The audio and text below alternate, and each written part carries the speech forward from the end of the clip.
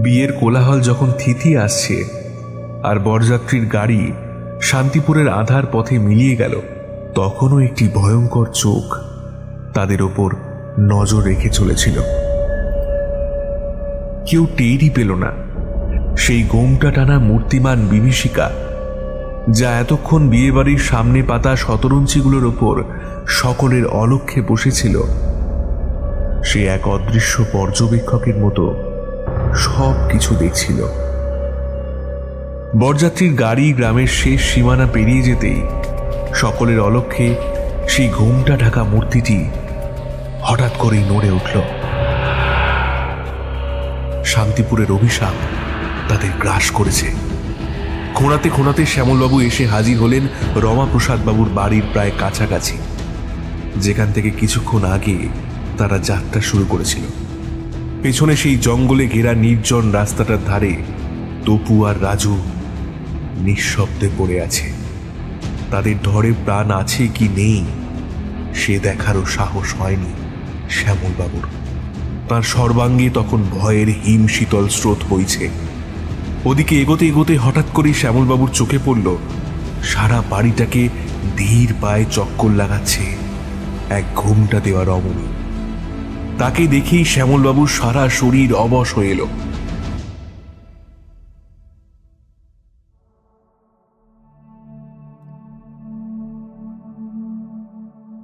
আমাদের চ্যানেলের প্রতিটি গল্প সবার আগে পেতে সাবস্ক্রাইব করুন আমাদের চ্যানেল এবং পাশে থাকা বেল আইকনটি ক্লিক করে অল নোটিফিকেশন অপশনটি প্রেস করুন। নমস্কার শ্রোতা বন্ধুরা, আজকে গল্পের শেষে আপনাদের জন্য থাকছে এই গল্প থেকে একটি প্রশ্ন, যার সঠিক উত্তরদাতাদের নাম আমরা পরবর্তী গল্পে ঘোষণা করব এবং আগের গল্পের সঠিক উত্তরদাতাদের নামও আমরা এই গল্পের শেষে ঘোষণা করব। আজ আপনাদের জন্য রয়েছে নবনীতা বোসের কলমে গ্রাম বাংলার একটি গায়ে শিহরণ জাগানো ভয়ের গল্প, লগ্নভ্রষ্টা। শুরু হচ্ছে আজকের গল্প।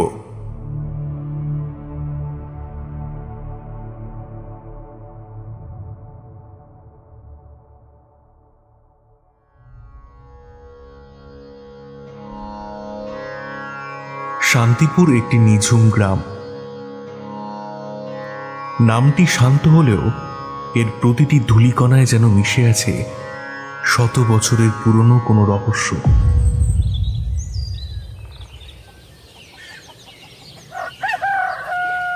উঁচু নিচু মেঠো পথ, দিগন্ত জোড়া সবুজের মাঠ আর তার কোল ঘেঁষে বয়ে যাওয়া শীর্ণ একটি নদী,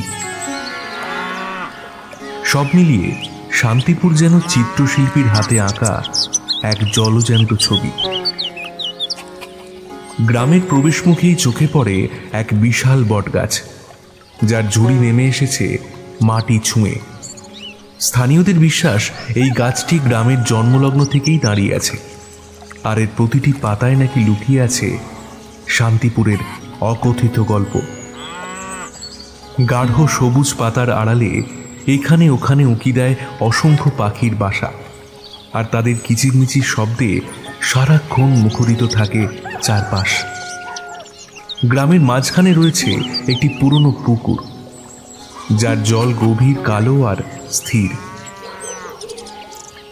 পুকুরের চারধারে অসংখ্য শ্যাওলা জমা বাঁধানো ঘাট, আর তার ওপর দাঁড়িয়ে আছে কয়েকটি প্রাচীন নারকেল ও সুপারি গাছ। দিনের আলোয় পুকুরটিকে শান্ত দেখালেও গভীর রাতে নাকি তার তলদেশ থেকে ভেসে আসে অদ্ভুত সব শব্দ, যা গ্রামের মানুষের মনে এক অজানা ভয়ের সঞ্চার করে। গ্রামের এক কোণে প্রায় জনবসতিহীন একটি ঢিবির উপর দাঁড়িয়ে আছে একটি ভাঙা মন্দির। এর ইট খসে পড়েছে, লতা গুল্মে ঢেকে গেছে বিগ্রহ, আর এর চারপাশে গজিয়ে উঠেছে আগাছা। মন্দিরের অলিন্দে জমে আছে প্রাচীন ধুলো আর বাদুড়ের বিষ্ঠা। সন্ধ্যার পর নাকি এই মন্দিরের ভেতর থেকে ভেসে আসে কান্নার আওয়াজ আর অশরীরী আত্মার ফিসফিসানি। শান্তিপুরের এই নিস্তব্ধতাই যেন এক গভীর রহস্যের প্রলেপ এঁকে দিয়েছে তার বুকে। এই শান্তিপুর গ্রামের এক বাসিন্দা রমাপ্রসাদ মজুমদার মহাশয়ের বাড়িতে আজ বেশ কয়েকদিন ধরে চলছে তার একমাত্র কন্যা বসুন্ধরার বিবাহের তোড়জোড়। পাত্র কলকাতা নিবাসী শ্রী মহেন্দ্রনাথ রায় মহাশয়ের জ্যেষ্ঠ পুত্র সহদেব রায়। কলকাতায় তাঁদের কাপড়ের ব্যবসা। এই মহেন্দ্রনাথ মহাশয়ের পিসির দূর সম্পর্কের কোনো আত্মীয়ের মাধ্যমে এই বিবাহের সূত্রপাত ঘটে। প্রথম নজরেই সহদেবের বসুন্ধরাকে বেশ পছন্দ হয়ে যায়। তারপর বড়দের মধ্যে কথাবার্তার পর এই বিবাহের জন্য সকলে প্রস্তুত হয়। বিবাহে আর মাত্র 3 দিন বাকি। ইতিমধ্যে আত্মীয়দের আনাগোনা শুরু হয়ে গেছে রমাপ্রসাদ বাবুর বাড়িতে। এত শত কাজকর্মের মাঝেই বসুন্ধরার মন যেন অন্য কোথাও পড়ে আছে। এই ধরনের অসংলগ্ন ব্যাপার অনেকের চোখেই পড়েছে। বিশেষত বসুন্ধরার মা কুমুদিনী দেবীর চোখও এড়ায়নি বসুন্ধরার এই অস্বাভাবিক আচরণ। কিন্তু এই নিয়ে বিশেষ জলঘোলা করেনি কেউই। যতই হোক, মেয়ের বাড়ি, একটা বেচাল কথা বা ব্যবহার যদি পাত্রপক্ষের কানে যায় তাহলে বিয়ে ভাঙতে বেশি দেরি লাগবে না। তাই প্রায় সকলেই মুখে কুলু পেটে আছে। এদিকে এই বিয়েটা শহরের সচ্ছল বরের পরিবারের কাছে একরকম অপ্রত্যাশিতই ছিল। বরের বাবার এক দূর সম্পর্কের পিস্তুত বোনের মেয়ে হঠাৎ করেই এই সম্বন্ধ তৈরি করে দুই বাড়ির মধ্যে যোগসূত্র ঘটায়। গ্রামটা এতটাই প্রত্যন্ত যে তাদের পরিবারের কেউই আগে সেখানে যায়নি। প্রথমবার পাত্রী দেখতে গিয়ে সকলেই বেশ সমস্যায় পড়েছিল। গ্রামটার পরিবেশটা যেন বড্ড অসহনীয়। কেমন যেন এক অমঙ্গলের চিহ্ন সারা গ্রামের মধ্যে বর্তমান। তার মধ্যে ছিল পাত্রীপক্ষের তরফ থেকে হাজারো বাধা বিপত্তি। বিশেষ করে যে ব্যাপারটা তাদের কাছে ভীষণ দৃষ্টিকটু লেগেছিল তা হল পাত্রীপক্ষের পিতার তাদের কাছে অনুরোধ তারা যেন সন্ধ্যা হওয়ার আগেই এই গ্রাম ত্যাগ করে। তাও একরকম পাত্রের জেদেই আর পাত্রীপক্ষের ব্যবহারে তারা এই বিয়েটা দিতে রাজি হয়। কিন্তু এই অদ্ভুত ঘটনাগুলোর ইতি এখানেই নয়। নিমন্ত্রণ পত্রটা এসেছিল আরো অদ্ভুতভাবে। কোনো আধুনিক ছাপানো কার্ড নয়, বরং একটি পুরনো হলদে হয়ে যাওয়া খামে হাতে লেখা একটি চিঠি। কালি রং ফিকে হয়ে গেছে, আর বাংলা হস্তাক্ষরও বেশ সেকেলে। চিঠির ভাষা ছিল বেশ সংযত, যেন অনেক দ্বিধার পর লেখা হয়েছে।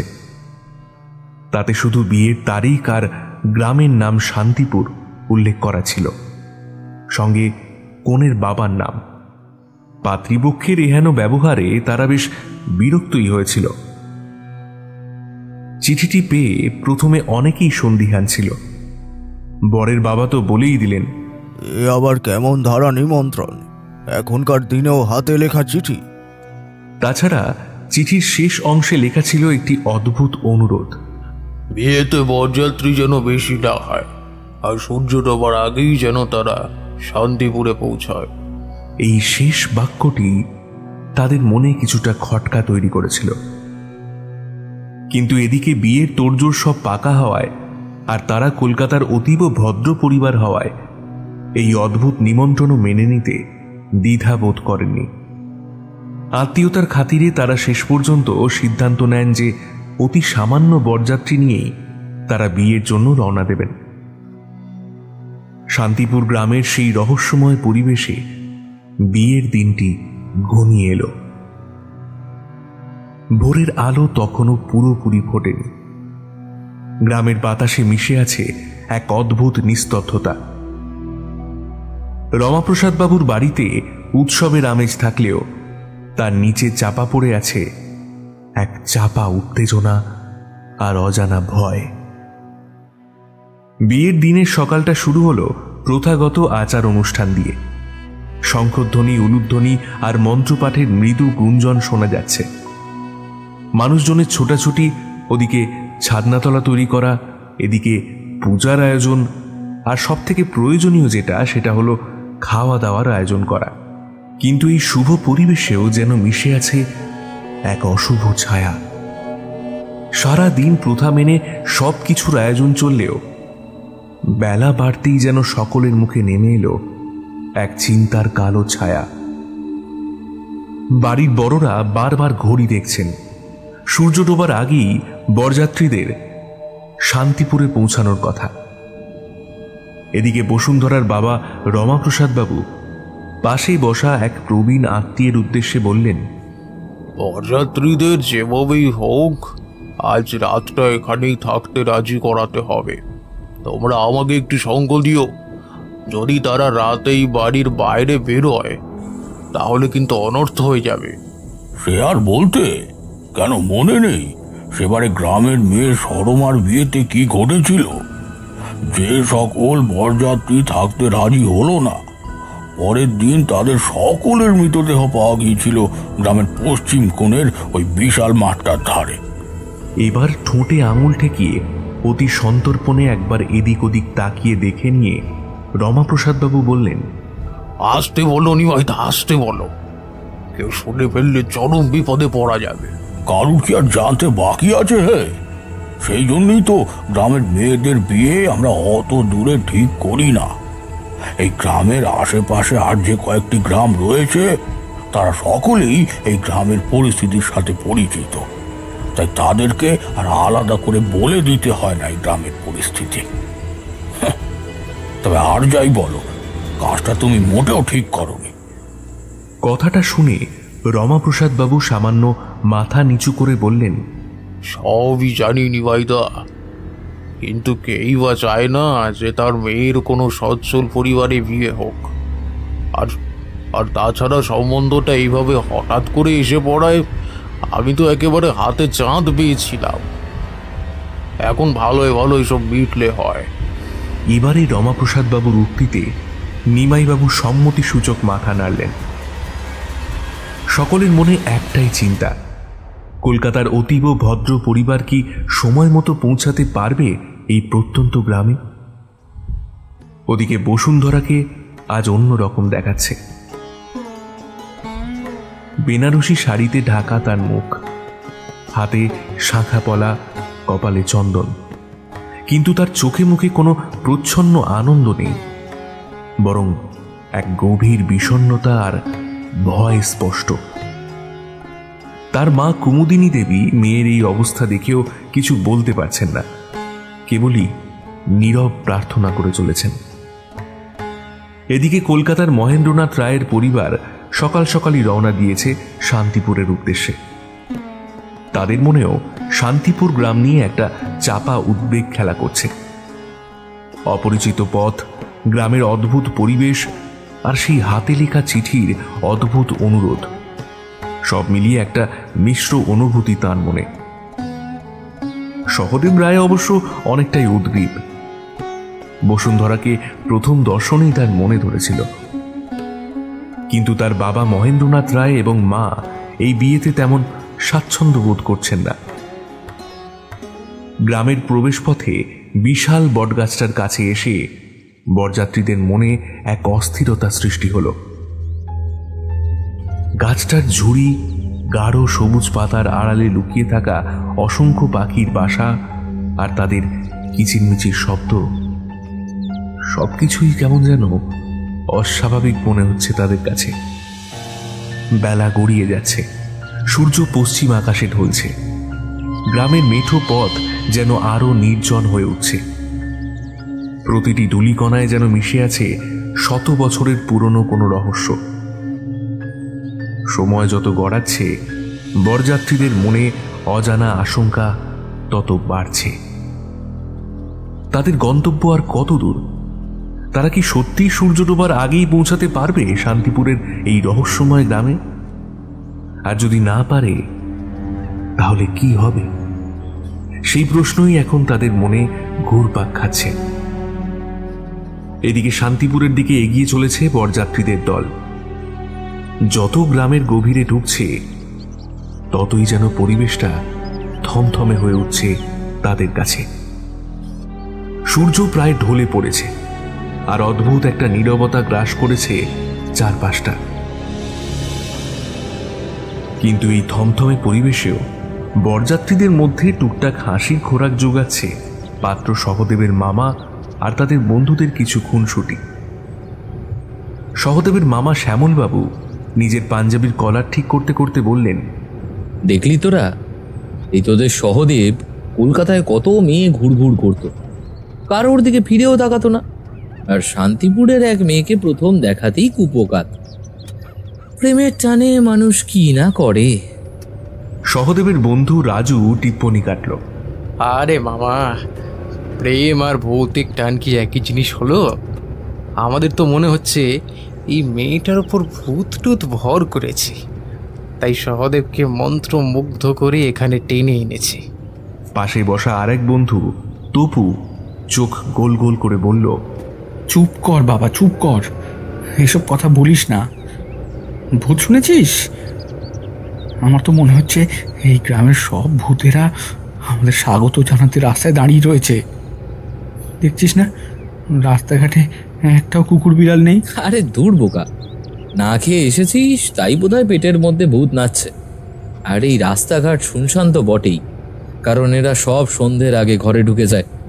ভূত দেখলে তোদের কি হবে বলতো? আমি সেটাই আর কি ভাবছি, জানিস তো। আমার তো মশাই খিদেতে পেট জ্বলছে। ভাবছিলাম বাঙালি বিয়ে মানেই তো লুচি মিষ্টির বন্যা, কিন্তু এখানকার পরিবেশ দেখে তো মনে হচ্ছে ভোজের বদলে যদি ভূতের ভোজের আয়োজন হয় তাহলেই হয়েছে। লুচি মিষ্টি তো দূরের কথা, যদি বিয়ের পর নতুন বউয়ের বদলে কোনো সাদা শাড়ি পরা ছায়ামূর্তি আমাদের পিছন পিছন চলে আসে, তাহলেই হয়েছে। সহদেব এতক্ষণ চুপচাপ ছিল। বন্ধুদের কথা শুনে তার মুখ লাল হয়ে উঠল। আরে তোরা থামবি এবার? কি শুরু করেছিস বলতো? বিয়ের দিনে যত সব আজগুবি কথা। আহারে, প্রেমিকের রাগ দেখো।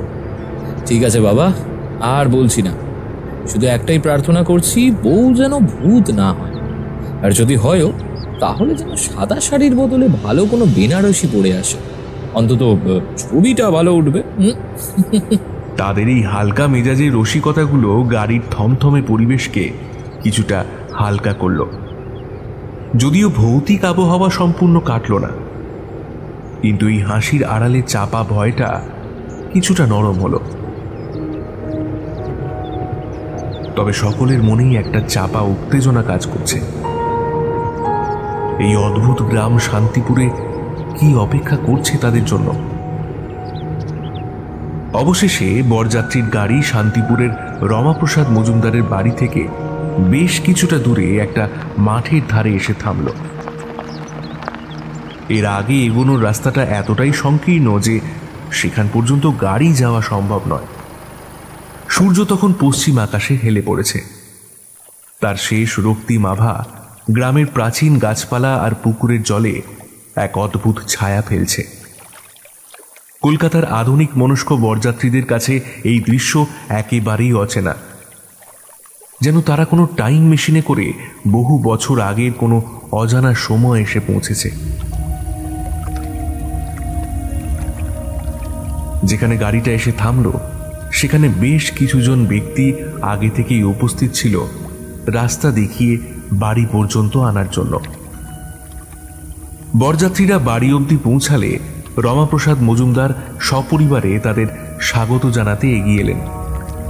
তার মুখে এক ধরনের বিব্রত হাসি, চোখে মুখে উদ্বেগের ছাপ স্পষ্ট।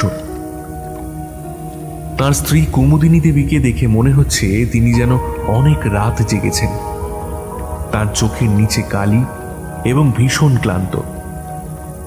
বাড়ির অন্যান্য সদস্যরাও অতিথিদের আপ্যায়নে ব্যস্ত হয়ে পড়লেও তাদের আচরণে একটা অস্বস্তি স্পষ্ট লক্ষ্য করা যাচ্ছিল।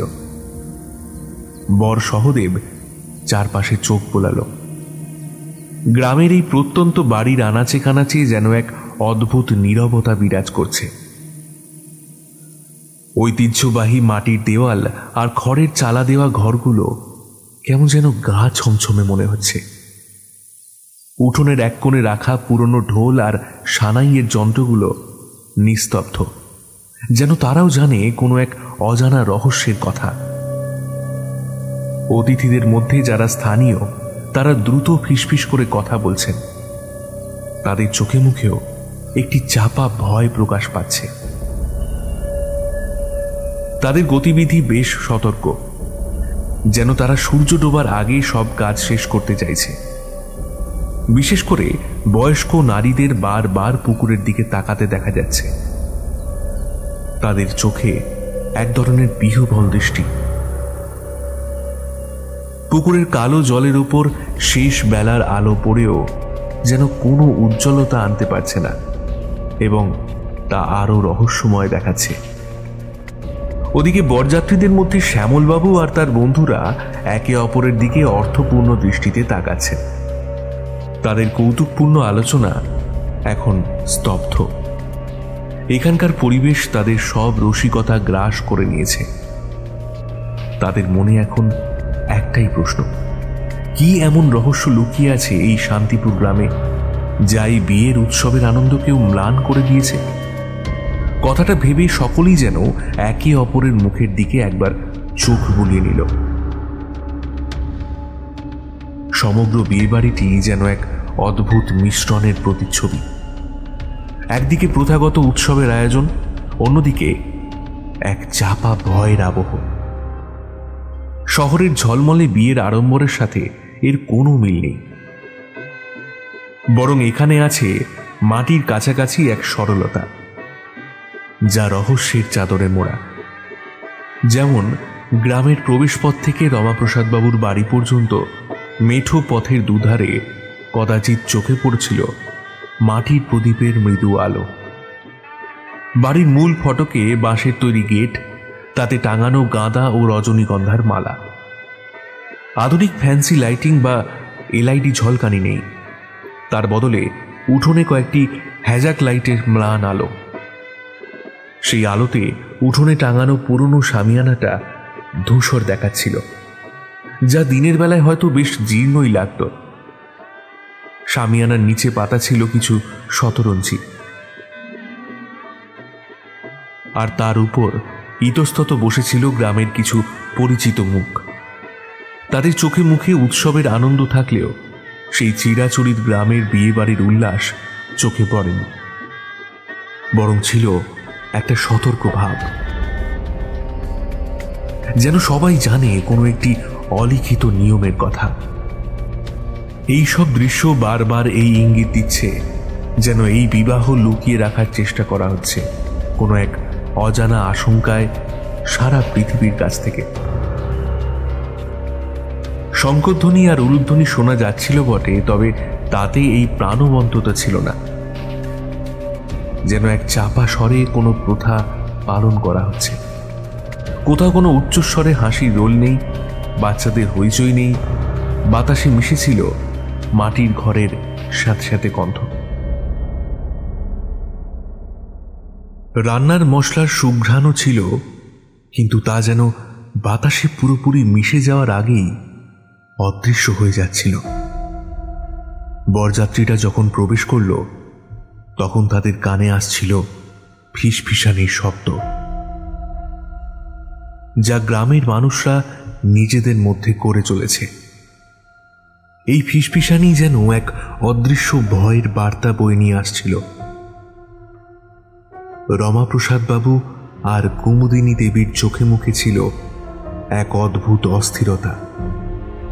তাঁরা অতিথিদের আপ্যায়ন করছিলেন ঠিকই, কিন্তু তাদের আচরণে কোনো স্বাভাবিক ছন্দ ছিল না। গ্রামের বয়স্কা মহিলারা যারা বিয়ের আচার অনুষ্ঠানে অংশ নিচ্ছিলেন, তাদের চালচলনেও ছিল একটা ভিন্নতা। তারা বারবার ঘড়ি দেখছিলেন, আর সূর্য ডোবার সাথে সাথে তাদের ব্যস্ততা আরো বাড়ছিল। বিয়ে বাড়ির মাঝখানে সেই গভীর কালো পুকুরটি যেন এই রহস্যের কেন্দ্রবিন্দু ছিল। তার জল স্থির ছিল, কিন্তু তার চারপাশের শ্যাওলা জমা বাঁধানো ঘাটগুলো রাতের আলোয় আরো রহস্যময় দেখাচ্ছিল। একে তো শীতকাল, পুকুরের দিক থেকে একটা ঠান্ডা বাতাস এসে সকলের গায়ে ধাক্কা মারছিল, যা পরিবেশকে আরো থমথমে করে তুলছিল। এদিকে বিয়ের আড়ম্বরহীন পরিবেশে মহেন্দ্রবাবুর মনে চাপা প্রশ্ন দানা বাঁধছিল। বরণ পর্ব শেষ হলে তিনি আর নিজেকে ধরে রাখতে পারলেন না। রমাপ্রসাদ বাবুকে আড়ালে ডেকে নিয়ে গিয়ে সরাসরি প্রশ্ন করলেন, দেখুন রমাপ্রসাদ বাবু, আপনাদের কি এই বিয়েতে সায় ছিল না, নাকি ব্যাপারটা বড্ড তাড়াতাড়ি ঘটে গেছে? এই যেদিকে তাকাচ্ছি সব কেমন ম্লান মনে হচ্ছে। এমন আড়ম্বরহীন বিয়ে আমি আগে কখনো দেখিনি। কলকাতার মতো জাঁকজমক না থাকলেও বিয়ে বাড়িতে একটা আনন্দ বা কোলাহল তো থাকে, কিন্তু এটা তো বেজায় থমথমে। ব্যাপারটা কি বলুন তো? মহেন্দ্রবাবুর কথাগুলো শুনে রমাপ্রসাদ বাবু এতক্ষণ হাত জোর করে মাথা নিচু করেছিলেন। এবার মাথা তুলে তিনি আমতা আমতা করে বললেন, ও কিছু নয় বেআই মশাই, আসলে অনেক কিছুর আয়োজন করে উঠতে পারিনি তো, তাই হয়তো আপনার চোখে ওরকম লাগছে। তবে খাবার দাবার বা আতিথেয়তায় আমি কোনো ত্রুটি রাখিনি, কিন্তু হ্যাঁ, বুঝতেই পারছেন মেয়ের বিয়ে তো, যদি একটু মানিয়ে গুছিয়ে নেন আর কি, তাহলে কৃতার্থ থাকবো।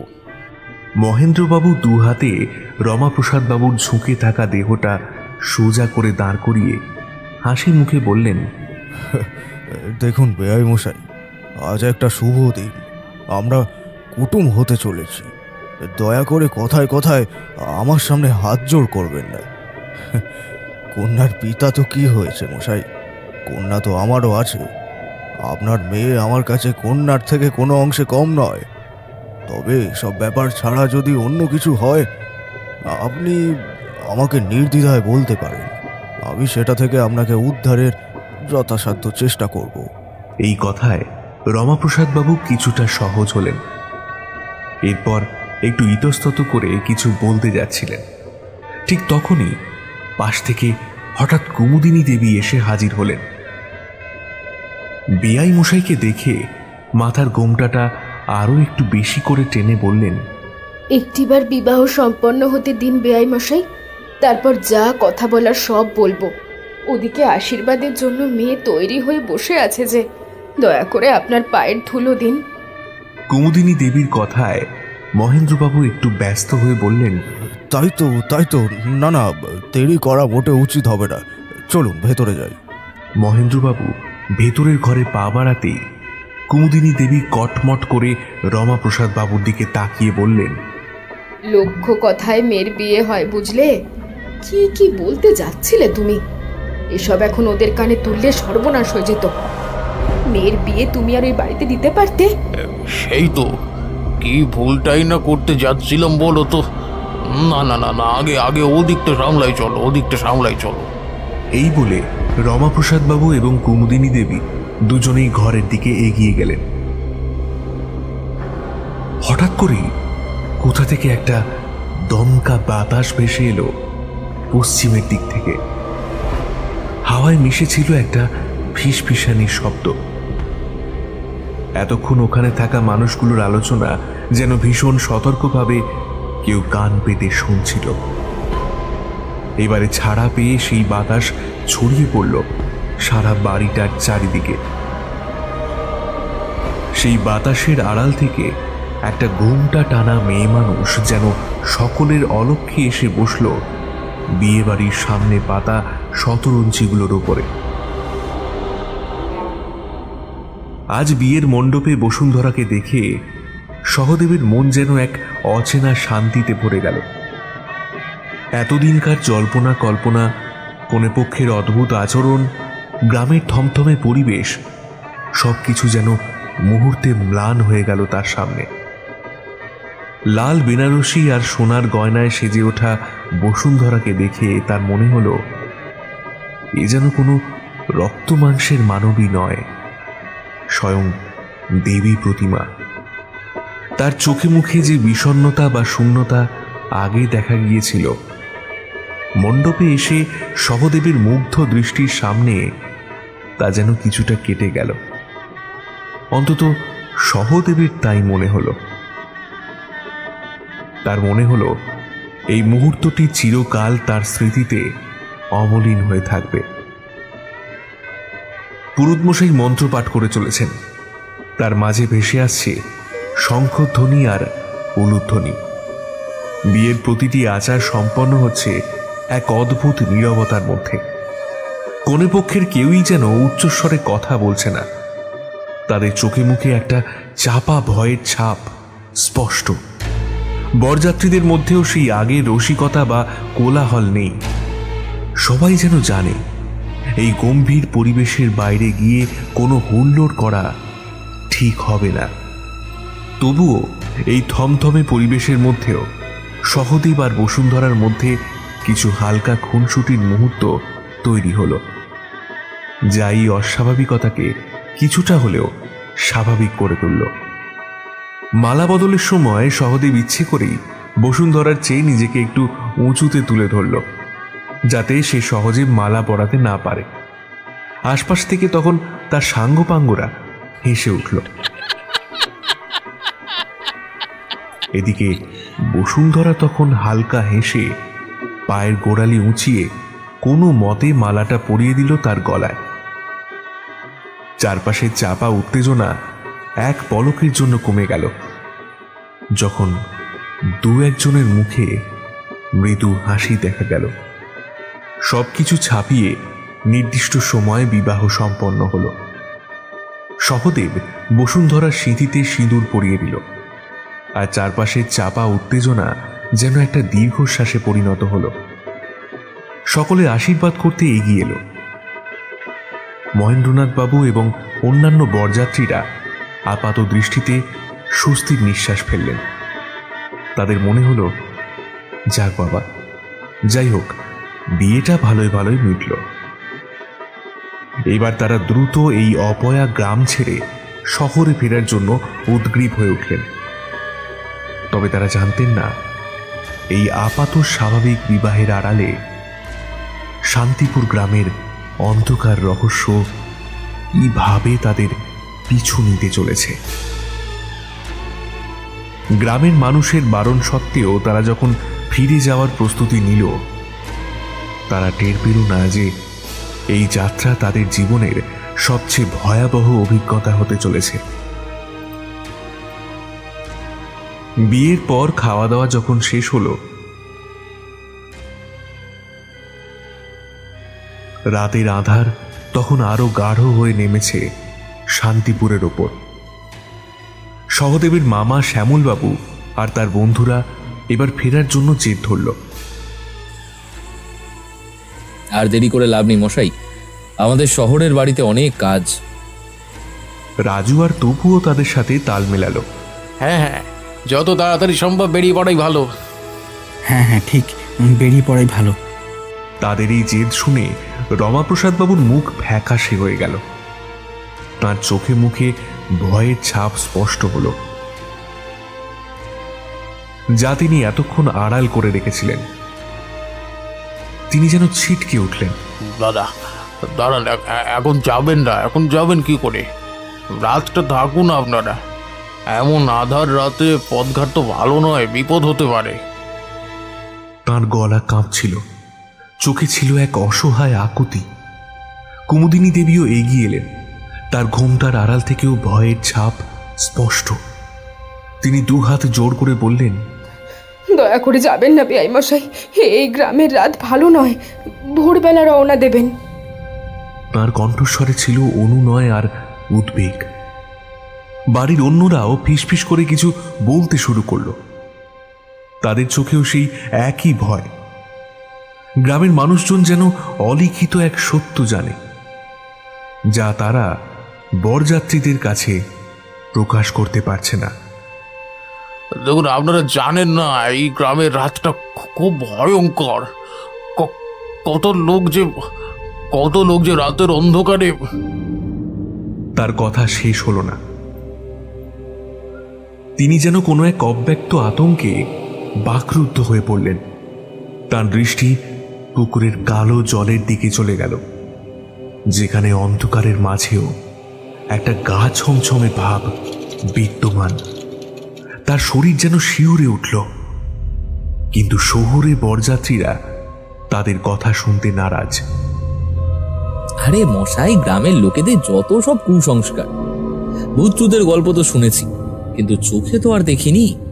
তবে যাই বলুন, রাতটা আর এখানে কাটাতে পারবো না, শহরে অনেক কাজ।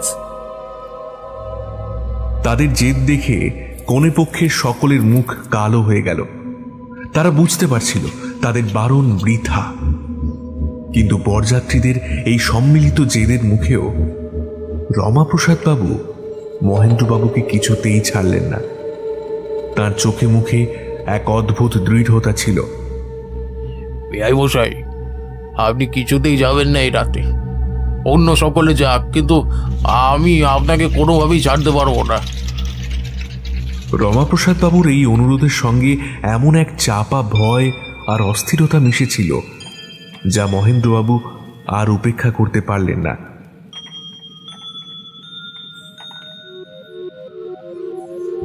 তিনি দেখলেন এই মানুষটা যেন প্রাণপণে চাইছে তাকে আটকে রাখতে।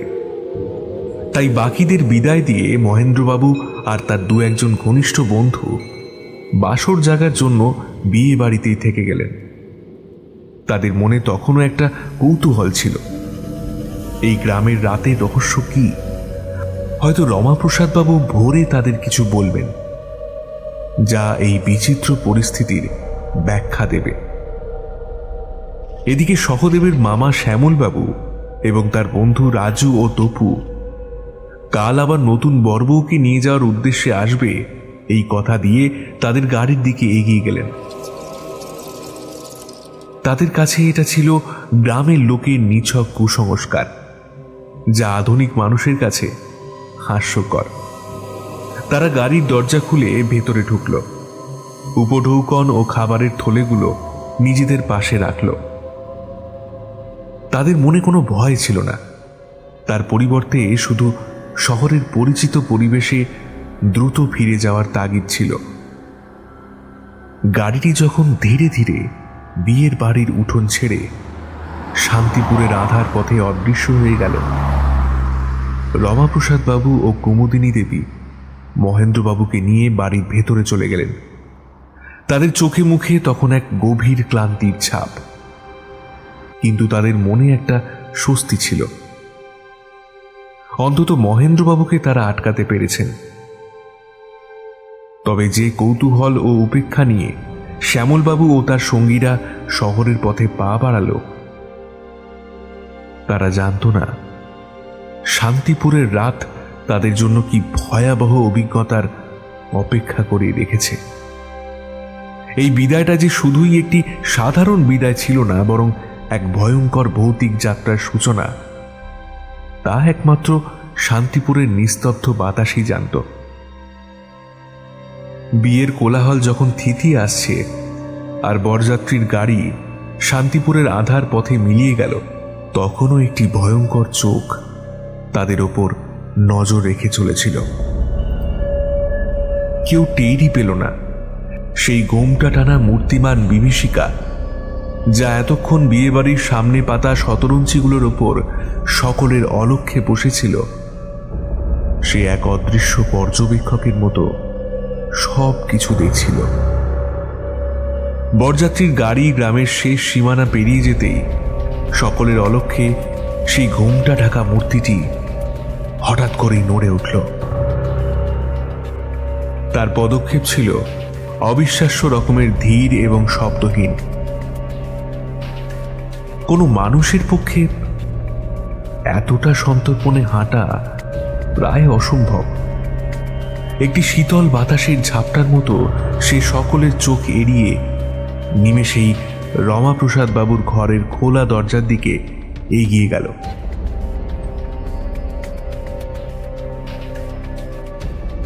ঘরের বাইরে তখন রমাপ্রসাদ বাবু, কুমুদিনী দেবী আর মহেন্দ্রবাবু সহ বাকি বরযাত্রীদের বিদায় ও গ্রামের রাতের বিপদ নিয়ে চাপা আতঙ্কে আলোচনা করছিলেন। বাইরের এই অলৌকিক প্রবেশ তাদের কারোরই নজরে পড়ল না।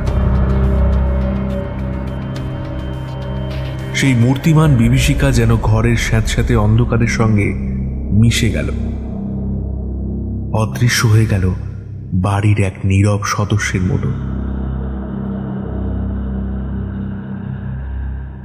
তার এই অনুপ্রবেশ কোনো অনিমন্ত্রিত অতিথির মতো ছিল না, বরং মনে হচ্ছিল সে যেন এই বাড়িরই এক চিরন্তন অংশ, যে শুধু সঠিক মুহূর্তটির জন্য অপেক্ষা করছিল। শান্তিপুরের দীর্ঘশ্বাস যেন এই অলৌকিক প্রবেশকে আরো গাঢ় করে তুলল। বিয়ের সকল আয়োজন শেষে রমাপ্রসাদ বাবুর বাড়িতে এখন কেবল নবদম্পতি সহ মহেন্দ্রবাবু, রমাপ্রসাদ বাবু, কুমুদিনী দেবী এবং হাতে গোনা কয়েকজন নিকটাত্মীয়। বাকি বরযাত্রীরা শহরের পথে রওনা দিয়ে দিয়েছে। তাদের ফিরতি যাত্রা শুরু হতে বেশ দেরি হয়ে গিয়েছিল। গ্রাম থেকে বিদায় নিতে নিতে রাত গভীর হয়ে নেমেছে। চারপাশ ঘুটঘুটে অন্ধকার, আর গ্রাম থেকে শহরের দিকে বেরিয়ে যাওয়ার পথটা সম্পূর্ণ জনশূন্য। গাড়ির হেডলাইটের আলোয় শুধু সামনের কয়েক ফুট পথ স্পষ্ট দেখা যাচ্ছে। দুপাশের ঘন গাছপালা আর ঝোপঝাড় অন্ধকারে এক ভৌতিক আকার ধারণ করেছে। গাড়ির ভেতরটা এক অদ্ভুত নিস্তব্ধতায় ডুবে আছে। মামা শ্যামলবাবু, তপু আর রাজুর মুখে সেই আগের হাসি ঠাট্টা আর নেই। তারা অনুভব করছে এই রাত আর এই পথের অস্বাভাবিক নির্জনতা। বাইরের ঠান্ডা হাওয়া গাড়ির কাঁচ ভেদ করে যেন তাদের শিরদাঁড়ায় বেয়ে নেমে আসছে। তারা একে অপরের দিকে একবার তাকালো, কিন্তু কারোর মুখে কোনো কথা নেই। প্রত্যেকের মনেই এখন চাপা একটা ভয় কাজ করছে। এই জনশূন্য অন্ধকার পথ কি শুধুই প্রাকৃতিক নির্জনতা, নাকি শান্তিপুরের সেই অলিখিত রহস্যের আগমন বার্তা? আসলে যে ইতিহাস রমাপ্রসাদ বাবু আর তাঁর পরিবারের মানুষজন বরযাত্রীদের উদ্দেশ্যে বলতে গিয়েও বলতে পারেননি, তা কিছুটা এরকম। শান্তিপুর গ্রামের বাইরে যে রাস্তাটি শহরের দিকে চলে গেছে, সেই মেঠো পথের শেষ প্রান্তে এক ভয়াবহ স্থান রয়েছে, যা গ্রামের মানুষের কাছে প্রেতভূমি নামে পরিচিত। সূর্যাস্তের পর সেই পথ দিয়ে কেউ যাতায়াত করে না, এবং তার পেছনে রয়েছে বহু পুরনো এক লোমহর্ষক জনশ্রুতি। রাস্তার ঠিক মোড়েই দাঁড়িয়ে আছে এক বিশাল প্রাচীন বটগাছ। গাছটির শাখা প্রশাখা এতই বিশাল যে দিনের বেলায়ও তার নিচে সূর্যের আলো পৌঁছায় না। এর ঝুড়িগুলো মাটির গভীরে গেঁথে গিয়ে যেন শত শত সাপের মতো কিলবিল করছে। স্থানীয়দের বিশ্বাস এই বটগাছটি আসলে এক অভিশপ্ত গাছের আবাস। কথিত আছে বহু বছর আগে এক নববধূকে তার পরিবারের লোকেরা যৌতুকের জন্য নির্যাতন করে এই গাছেরই একটি ডালে ঝুলিয়ে দিয়েছিল। সেই থেকে তার অতৃপ্ত আত্মা গাছের ডালে বাসা বেঁধেছে। রাতের বেলা নাকি গাছের ডাল থেকে সাদা শাড়িতে আবৃত এক ছায়ামূর্তি দেখা যায়, যা পথচারীদের দিকে ফিসফিস করে কিছু বলে, আর যারা সেই আহ্বানে সাড়া দেয় তারা আর কখনো গ্রামে ফিরে আসে না। বাতাসের সামান্যতম আন্দোলনেও গাছের পাতাগুলো যেন এক ভীষণ হাসি হাসে, আর তার গভীর থেকে ভেসে আসে চাপা কান্নার শব্দ।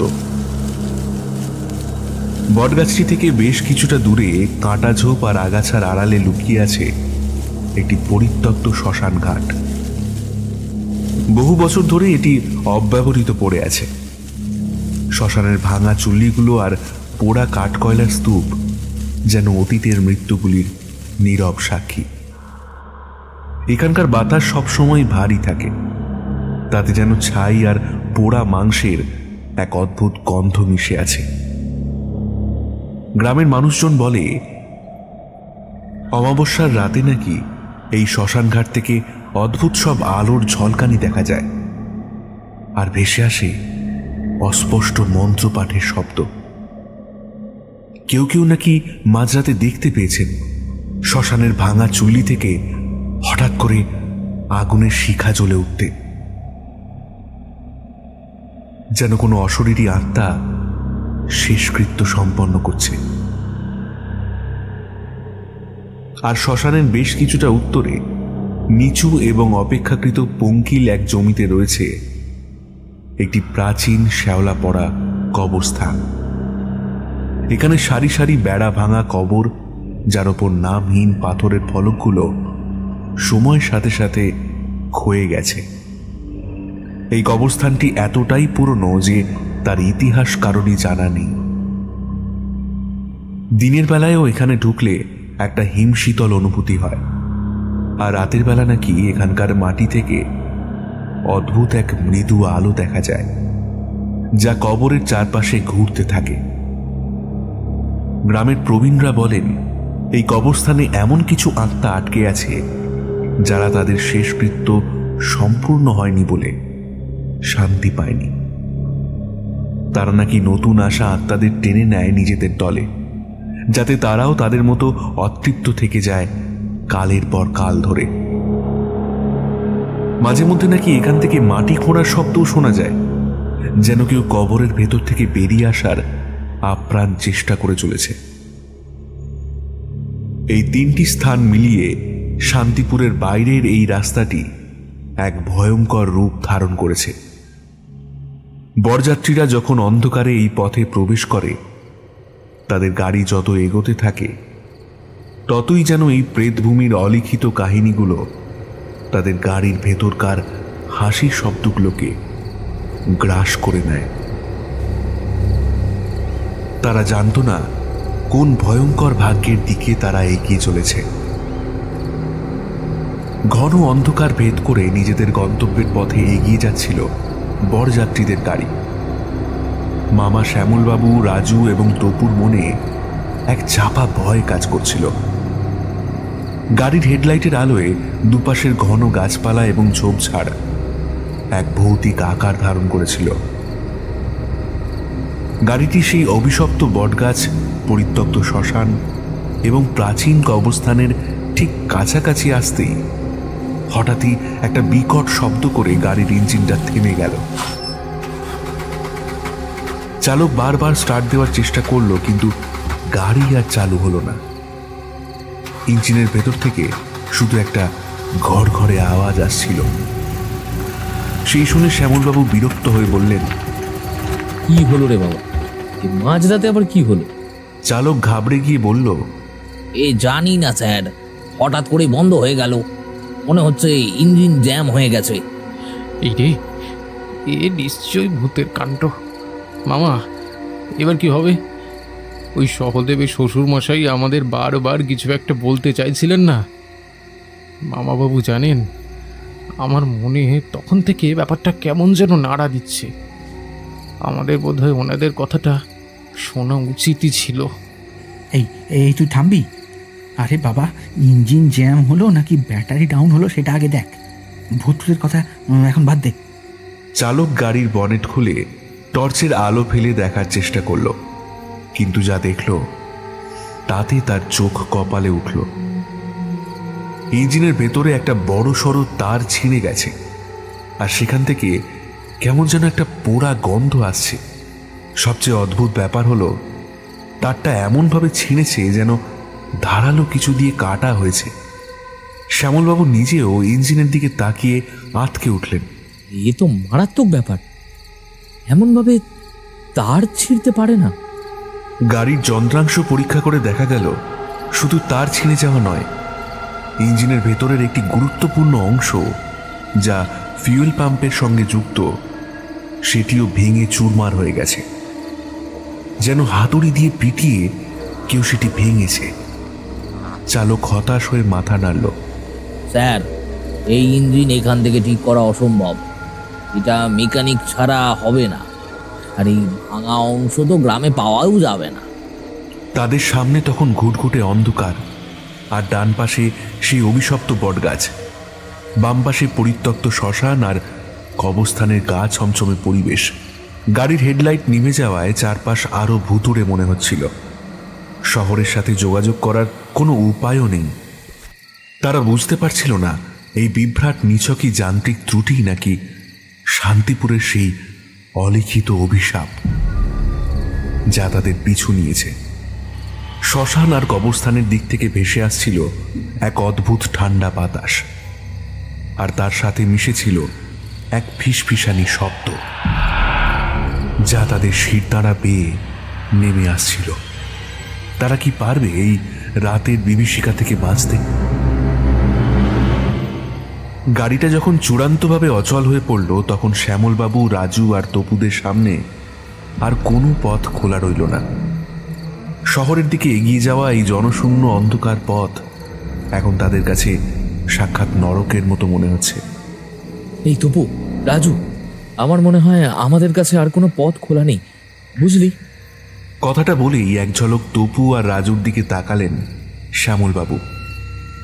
বাধ্য হয়ে তারা সিদ্ধান্ত নিল যে জীবনের ঝুঁকি নিয়ে হলেও তারা শান্তিপুর গ্রামেই ফিরে যাবে। হয়তো সেখানে কোনো সাহায্য মিলতে পারে, বা অন্তত এই ভয়ঙ্কর পরিবেশ থেকে মুক্তি পাওয়া যাবে। ফিরে যাবে? চলো চলো তাহলে। তবে ফিরে যাওয়ার পথটাও তো ঘন অন্ধকারে ঢাকা। হ্যাঁ, তোর কাছে এর কোনো বিকল্প ব্যবস্থা আছে কি? সারা রাত এই গাড়িতে কাটানো আরো ভয়ঙ্কর হবে, তার চেয়ে গ্রামে ফিরে যাওয়াই ভালো। শ্যামলবাবুর কথাগুলো শুনে তারা গাড়ির দরজা খুলে পা বাড়াতেই চারপাশের নিস্তব্ধতা যেন আরো গাঢ় হয়ে উঠল। এই নিস্তব্ধতা এমন যে নিজের হৃৎপিণ্ডের ধুকপুক শব্দ স্পষ্ট শোনা যাচ্ছিল। তারা ছিল মাত্র চারজন: শ্যামলবাবু, রাজু, তপু আর গাড়ির ড্রাইভার মনোরঞ্জন। মনোরঞ্জনও গাড়ির দরজায় তালা দিয়ে তাদের সাথেই যাবার পরিকল্পনা করেছে। আলকাতরার মতো অন্ধকার পথ ধরে ধীরে ধীরে যেদিক দিয়ে এসেছিল সেদিকের পথেই এগোতে লাগলো তারা। কিন্তু তারা জানত না এই ফিরে যাওয়াটা তাদের জন্য আরো বড় এক বিভীষিকার অপেক্ষা করছে। বেশ কিছুটা এগিয়ে যাওয়ার পরই কানে ভেসে এলো অচেনা পায়ের শব্দ। শুকনো বাতার ওপর দিয়ে কেউ যেন পা টিপে টিপে হেঁটে আসছে। খসখস শব্দে পরিবেশ ভারী হয়ে উঠছে। তারা পেছনে ফিরে তাকালে কাউকেই দেখতে পায় না, শুধু ঘুটঘুটে অন্ধকার। কিন্তু শব্দটা মিলিয়ে যায় না, বরং মনে হয় যেন তাদের প্রতিটি পদক্ষেপের সাথে তাল মিলিয়ে আরো কাছে আসছে। বেশ অবাক হয়ে কিছুক্ষণ সেদিকে তাকিয়ে থাকার সঙ্গেই টের পেল কারোর চাপা নিঃশ্বাসের শব্দ। রাজু ভয়ে শিউরে উঠল।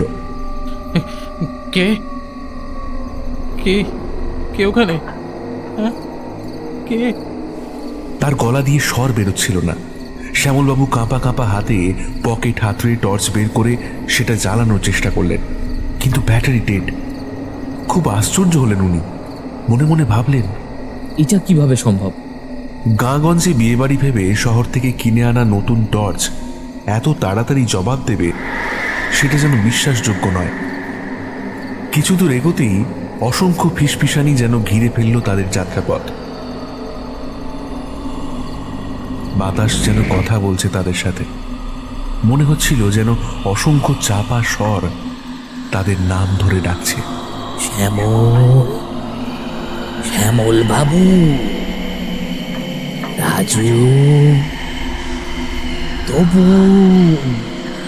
শব্দগুলো এতটাই অস্পষ্ট যেন জলের তলায় কেউ কথা বলছে, কিন্তু তাদের মাথার ভেতর তা পরিষ্কারভাবে বাজছে।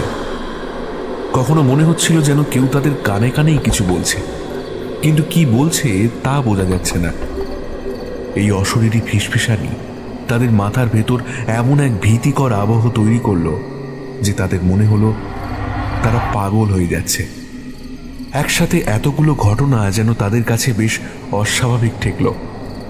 তারা পা চালিয়ে যত এগোতে থাকে ততই গ্রামের গভীরে যাওয়ার পথটা যেন আরো অন্ধকার আর অতি প্রাকৃতিক হয়ে ওঠে। রাস্তার দুপাশের ঘন গাছপালা থেকে ভেসে আসছিল অদ্ভুত খসখস শব্দ। শুধু শুকনো ডালপালা বা পাতার শব্দ নয়, মনে হচ্ছিল যেন কোনো অদৃশ্য হাত গাছের ডাল ধরে ঝাঁকাচ্ছে, বা কোনো বিশালাকার প্রাণী ডালপালার আড়াল থেকে তাদের গতিবিধি লক্ষ্য করছে।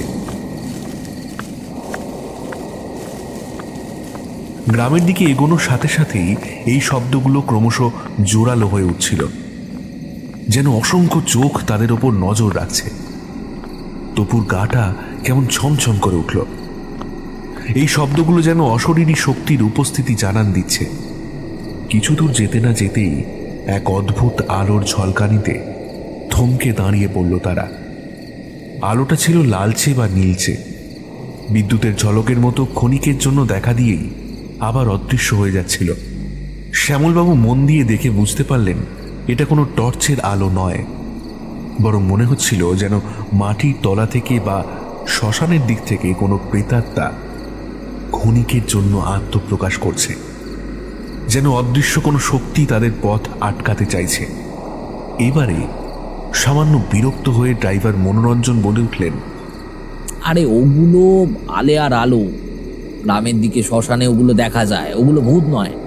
আসুন, আপনারা আমার পিছনে পিছনে আসুন।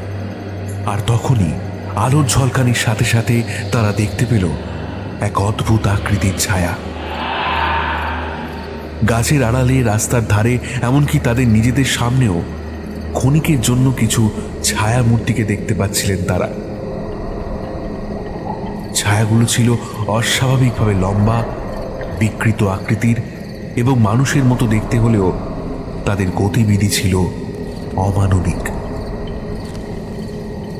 মনে হচ্ছিল যেন সেই শ্মশান আর কবরস্থানের অতৃপ্ত আত্মারা তাদের পিছু নিয়েছে, আর সেই অভিশপ্ত বটগাছ তাদের দিকে হাত বাড়িয়ে ডাকছে। একবার রাজু তো স্পষ্ট দেখল একটা লম্বা ছায়া বিদ্যুতের ঝলকের সাথে সাথে রাস্তার মাঝখানে ফুটে উঠল, আর পরক্ষণেই তা গাছের আড়ালে মিলিয়ে গেল। কিন্তু এইসবের মধ্যেই বেশ আশ্চর্য হয়ে তারা দেখল ড্রাইভার মনোরঞ্জনকে। সে এসবকে তোয়াক্কা না করে প্রতিটি ছায়ার ফাঁক দিয়ে স্বাভাবিকভাবে এগিয়ে যাচ্ছে। তার চোখে কোনো ভয় নেই, তার চলনে কোনো অস্থিরতা নেই, যেন সে এই ভৌতিক পরিবেশে বিন্দু মাত্র বিচলিত নয়। তার প্রতিটি পদক্ষেপ ছিল এতটাই স্থির এবং স্বাভাবিক, যা এই অস্বাভাবিক পরিস্থিতিতে কোনো মানুষের পক্ষে সম্ভব নয়। ব্যাপারটা দেখে অবাক হয়ে শ্যামলবাবু, রাজু আর তপু পরস্পরের দিকে ভীত চোখে তাকালো। তাদের মুখে আর কোনো রসিকতা নেই, শুধু চাপা ভয় আর আতঙ্ক। শান্তিপুরের এই রাত তাদের সমস্ত শহুরে আধুনিকতাকে তুচ্ছ করে এক আদিম ভয়ের মুখোমুখি দাঁড় করিয়েছিল। আর তাদের সবচেয়ে বড় ভুল ছিল তাদের সাথে হাঁটছিল একজন, যে হয়তো আর মানুষ ছিল না। ওদিকে বিয়েবাড়ির কোলাহল স্তব্ধ। বাসর ঘরে সহদেব তার বন্ধুদের সাথে কনে পক্ষের বেশ কিছু সদস্য এখন সারা দিনের ক্লান্তি ভুলে হাসি ঠাট্টায় মত্ত ছিল। ঠিক সেই মুহূর্তে কনে বসুন্ধরাকে গান গাওয়ার অনুরোধ করলো তারা। এই বমনি, এই আরে আরে তুমি তো দেখছি কিছুই বলছো না, একটা গান শোনাও না। শুনেছি নাকি তোমার বেশ মিষ্টি গলা। এর পরের মুহূর্তটা হালকা হওয়ার কথা ছিল, কিন্তু যা ঘটল তার জন্য কেউ প্রস্তুত ছিল না। ঘোমটা দেওয়া বসুন্ধরা ধীরে ধীরে মাথা তুলল। তার মুখ স্পষ্ট না দেখা গেলেও দু চোখ দিয়ে বিচ্ছুরিত হচ্ছিল এক অস্বাভাবিক দীপ্তি। তারপর নিস্তব্ধ বাসর ঘরে ভেসে এলো এক ভয়ঙ্কর সুরেলা কণ্ঠস্বর। সেটা বসুন্ধরার কণ্ঠ ছিল না, গভীর, ভরাট, অথচ হিম শীতল সেই স্বরে যেন বহু যুগের জমে থাকা অন্ধকার আর হাহাকার মিশেছিল। সুরটা প্রাচীন বিলাপের মতো, প্রতিটি শব্দে যেন শ্মশানের ছাই আর বরফের হিম। গান যত এগোচ্ছিল ঘরের তাপমাত্রা তত কমছিল। বাতাসে মিশছিল পচা জলের তীব্র গন্ধ। সেখানে উপস্থিত সকলে ভয়ে কাঠ হয়ে গেল। সহদেব প্রথমে হতভম্ব হলেও এই কণ্ঠস্বর শুনে তার শরীর হিম হয়ে এলো। কনেপক্ষের মেয়েরা চরম আতঙ্কিত হয়ে পড়ল। তাদের মনে পড়ল গ্রামের সেই গভীর কালো পুকুরের কথা, যার তলদেশ থেকে নাকি রাতে অদ্ভুত শব্দ ভেসে আসে। গ্রামের মানুষজন বলে বহু বছর আগে এক অতৃপ্ত কনের আত্মা ওই পুকুরে ডুবে মরেছিল। বসুন্ধরার শরীরের ভেতরে যেন আর বসুন্ধরা ছিল না। ঘোমটার আড়ালে তার চোখ দুটো জলজল করছিল অতিপ্রাকৃত আলোয়। মুখটা কেমন যেন বিকৃত দেখাচ্ছিল, তবুও এক অদ্ভুত দৃঢ়তা নিয়ে সে গান গেয়ে চলল, যেন কোনো অদৃশ্য শক্তি তাকে চালিত করছে। গানের প্রতিটি শব্দ বাসর ঘরের প্রতিটি কোণে ছড়িয়ে পড়ছিল। তার সাথে মিশেছিল সেই অতৃপ্ত আত্মার যন্ত্রণা আর ক্রোধ। সহদেব, তার বন্ধুরা আর কনেপক্ষের মেয়েরা ভয়ে চিৎকার শুরু করল। তারা স্পষ্ট বুঝতে পারছিল তাদের সামনে যে বসে আছে সে আর বসুন্ধরা নয়। তার শরীরের মধ্যে প্রবেশ করেছে সেই অতৃপ্ত আত্মা। বাসর ঘরটা মুহূর্তে এক হিমশীতল বিভীষিকার আখড়ায় পরিণত হল। বাইরের বাতাস আরো ঠান্ডা হয়ে এলো। জানালা দিয়ে ভেসে আসতে লাগলো কুকুরের এক টানা কান্নার শব্দ। ঠিক সেই মুহূর্তে বাসর ঘরে উপস্থিত সকলে ভয়ে চিৎকার করে ঘরের বাইরে ছুটে গেল।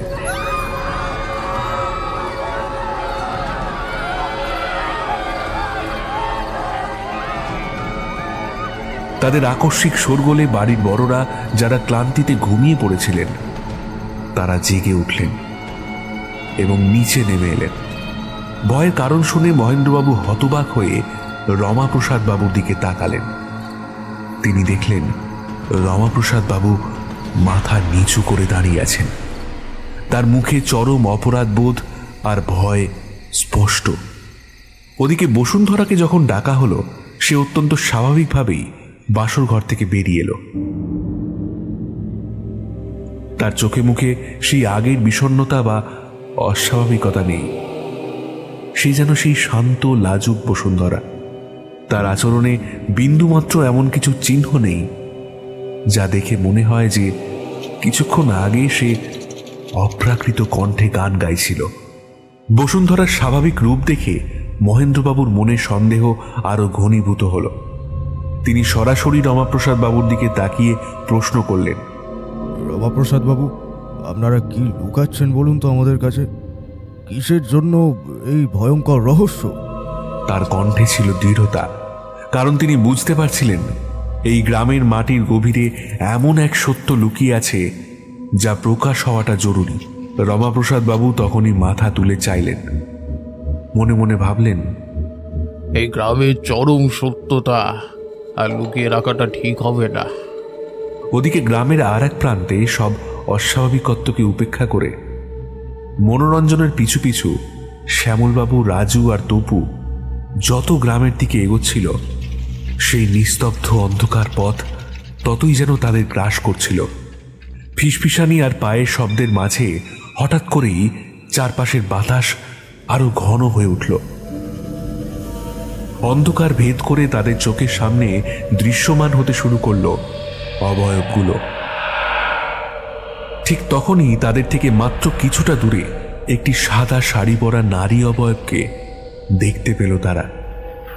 তার এক মাথা ঘোমটার মাঝে ঘাটটা যেন সামান্য বেঁকে আছে। রাজু তাকে দেখে ভয়ে বেশ কিছুটা পা পিছিয়ে এলো। ওদিকে নারী মূর্তিটি তাদের উদ্দেশ্যে বলে উঠল, রাতে পথ হারিয়েছেন বুঝি বাবুরা? তা কোথায় যাবেন? শান্তিপুর?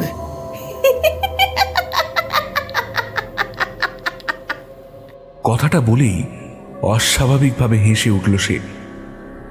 ওখানে থাকা বাকিদের দৃষ্টি তার পায়ের দিকে নিবদ্ধ হতেই তারাও আতঙ্কে চমকে উঠল। নারী মূর্তিটি জমি থেকে কয়েক পা উপরে উঠে যেন হাওয়ায় ভাসছে। এবারে হঠাৎ করে একটা এলোমেলো বাতাস তার মুখের ঘোমটাটা এক ঝটকায় সরিয়ে নিতে তার আসল রূপ দেখা গেল। নারী অবয়বটির চোখ সাদা, ঠিক যেন মরা মাছের চোখ। তার ঠোঁটের কোণ দিয়ে গড়িয়ে পড়ছে তাজা রক্তের ধারা।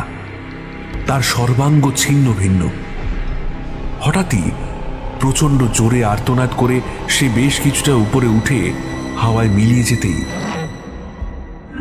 ভয় কুঁকড়ে গিয়ে একে অপরকে চেপে ধরল শ্যামলবাবুরা।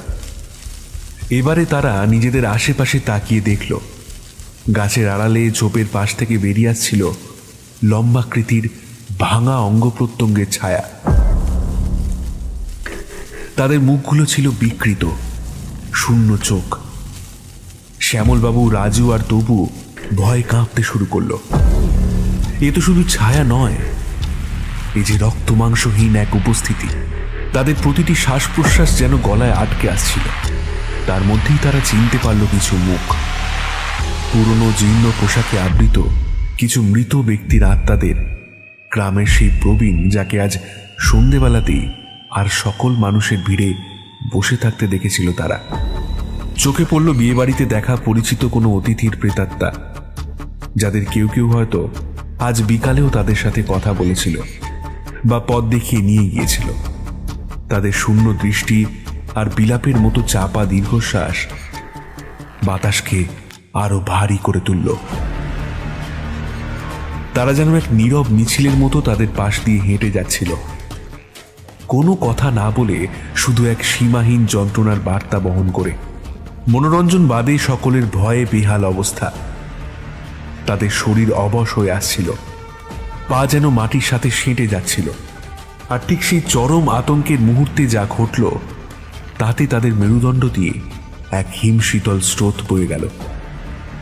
ড্রাইভার মনোরঞ্জন, যে এতক্ষণ এইসব অলৌকিক ঘটনার মধ্যে আশ্চর্য রকম স্বাভাবিকভাবে এগিয়ে যাচ্ছিল, সে হঠাৎ করে ঘুরে দাঁড়ালো। তার চোখে কোনো জীবিত মানুষের মতো ভাব ছিল না, বরং এক নিষ্প্রাণ কালো শূন্যতা। তার মুখটা যেন মুহূর্তেই বিবর্ণ হয়ে গেল, আর তার শরীরটা ধীরে ধীরে মিলিয়ে যেতে লাগলো সেই বিকৃত আকৃতির অবয়বগুলোর সাথে। সে আর মানুষ ছিল না, হয়তো গাড়ি ছাড়ার অনেক আগেই সে অশরীরী শক্তিতে পরিণত হয়েছিল। শুধু বুঝতে কিছুটা সময় লেগেছিল। সে তাদের দিকে একটা শূন্য হাসি ছুঁড়ে দিল, আর তারপর মিলিয়ে গেল সেই ভুতুড়ে বরযাত্রীর দলে। শ্যামলবাবু, রাজু আর তপু বুঝতে পারল তাদের সঙ্গে যে ছিল সে কোনো জীবিত মানুষ ছিল না। মনোরঞ্জন হয়তো ইতিমধ্যেই এই গ্রামের অভিশাপের শিকার হয়েছিল, আর সেই তাদের এই মৃত্যুর ফাঁদে টেনে এনেছে। এখন তারা একা, ঘুটঘুটে অন্ধকারে অসংখ্য অতৃপ্ত আত্মার মাঝে। তাদের নিজেদের জীবনও কি এই গ্রামের রহস্যময় অভিশাপের শিকার হতে চলেছে? মৃত্যু যেন তাদের প্রতিটি পদক্ষেপের সাথে শ্বাস ফেলছে। মনোরঞ্জনকে সেই অশরীরী দলের অংশ হয়ে যেতে দেখে শ্যামলবাবু, রাজু আর তপুর রক্ত হিম হয়ে গেল। তাদের মুখ দিয়ে আর কোনো শব্দ বেরোল না। আতঙ্কে তাদের শরীর অবশ হয়ে আসছিল, কিন্তু বাঁচার এক আদিম প্রবৃত্তি তাদের মধ্যে বিদ্যুৎ প্রবাহের মতো কাজ করল। প্রাণপণে সেখান থেকে পালানোর চেষ্টা করল তারা। দৌড়া! শ্যামলবাবুর গলা দিয়ে শুধু এই একটি শব্দই বেরোল। তারা তিনজনে অন্ধের মতো দৌড়তে শুরু করলো শান্তিপুরের দিকে, যেখানে হয়তো তখনও এক ঝলক মানুষের আলো অবশিষ্ট আছে। পেছনে ফেলে আসা পথটা তখন আর শুধু অন্ধকার নয়, এক জীবন্ত বিভীষিকায় রূপান্তরিত হয়েছে।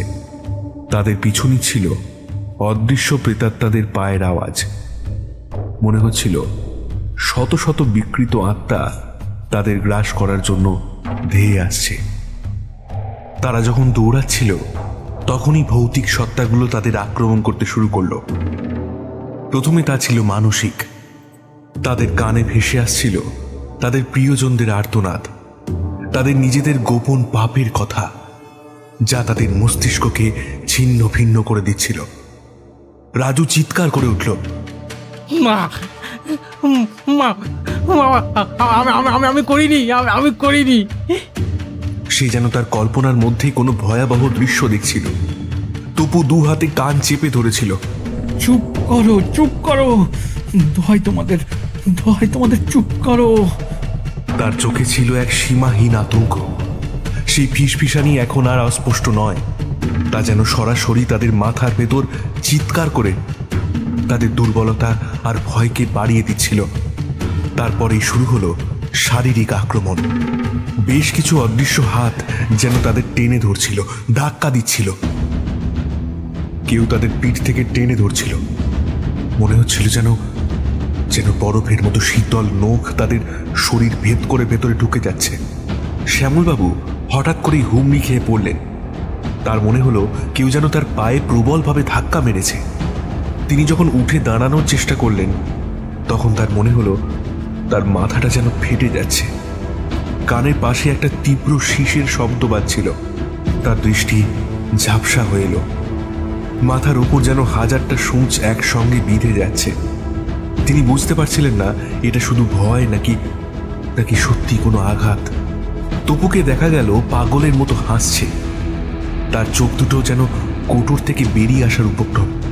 সে শূন্যে হাত বুলিয়ে যেন কিছু একটা আঁকড়ে ধরার চেষ্টা করছিল। ছেড়ে দাও, ছেড়ে দাও, আমাকে একা থাকতে দাও। তার মুখ দিয়ে গ্যাজলা বেরোচ্ছিল। তার শরীরটা যেন খিঁচুনিতে অবশ হয়ে আসছিল। অশরীরী শক্তি যেন তার মস্তিষ্কের ওপর সরাসরি আঘাত আনছিল, তাকে উন্মাদ করে তোলার চেষ্টা করছিল। তপু জ্ঞান হারালো। তার নিথর দেহটা ধুলোর ওপর লুটিয়ে পড়ল।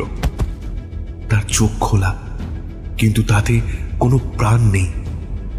রাজুর অবস্থা ছিল আরো ভয়াবহ। সে দৌড়াতে দৌড়াতে হঠাৎ করে শূন্যে ছিটকে গেল, যেন কোনো অদৃশ্য শক্তি তাকে তুলে শূন্যে আছাড় মারল। তার শরীরটা কয়েক ফুট দূরে গিয়ে পড়ল। একটা বিকট শব্দ হলো। তার হাত পা যেন অস্বাভাবিক ভঙ্গিতে বেঁকে গেছে। তার মাথা থেকে রক্ত ঝরছিল। সে অস্ফুটে কিছু বলার চেষ্টা করলো, কিন্তু তার মুখ দিয়ে কোনো শব্দ বেরোলো না। তার শরীরের প্রতিটি শিরা যেন ছিঁড়ে যাওয়ার উপক্রম। সে আর নড়ছে না। কিন্তু এখানে শেষ নয়। ঠিক তখনই সেই উত্তরের গা ছমছমে কবরখানার দিক থেকে একটা চাপা আর্তনাদ ভেসে এলো, যেন মাটির তলা থেকে কেউ উঠে আসছে।